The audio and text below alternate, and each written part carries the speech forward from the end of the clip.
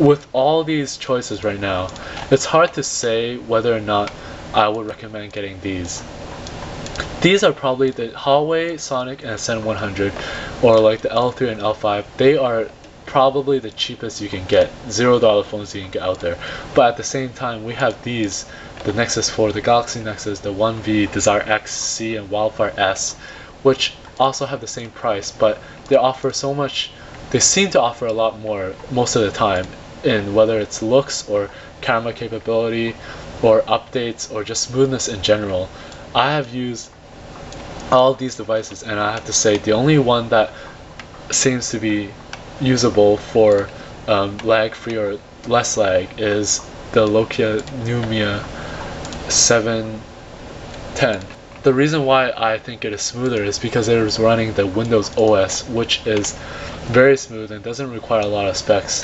The only disadvantage of getting a Windows device is, I'm gonna say it, is the lack of apps that are in the Windows Store, and you can argue that it's not about the quantity, it's about the quality, and I agree. But just keep that in mind, that it's still a growing ecosystem, and we all know that eventually Windows Phone will make its mark, but for now we'll just have to see.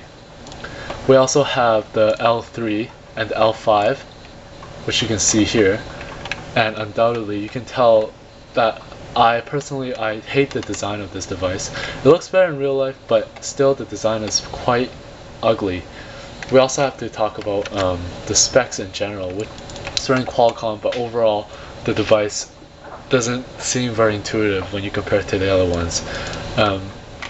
Rather than getting this, which probably would cost the same, I would recommend going back to either the Nexus 4 or maybe some of the other budget devices that I recommended before. You can, if you have no choice, such as because of carrier restrictions, then I would recommend you getting the L5. But other than that, stick to the ones that I mentioned earlier and check those out. Lastly, I'm not gonna forget this one.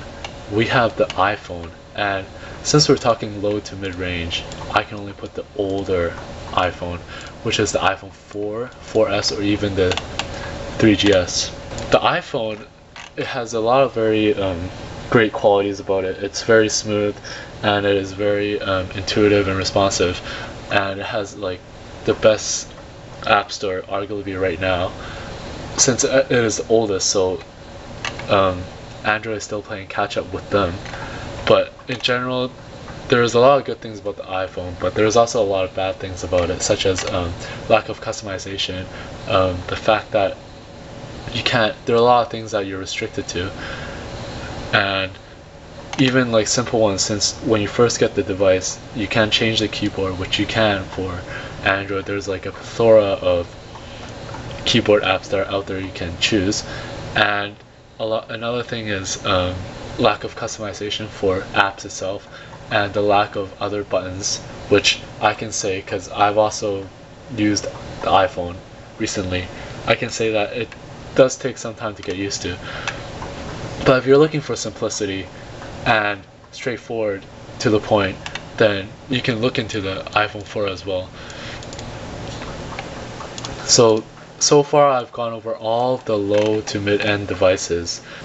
As I've said before, the Nexus 4 I would definitely recommend checking out, and I know I'm not doing justice for a lot of Samsung users out there, and that's because we're talking about low to mid-end, and I can say that low to mid-end Samsung does not excel, but wait till we get to the high end. You'll be happy when I talk about Samsung and their Note 2 and their S3 and everything. Stay tuned for the next part of the smartphone consumer guide for the holidays. Thank you for watching.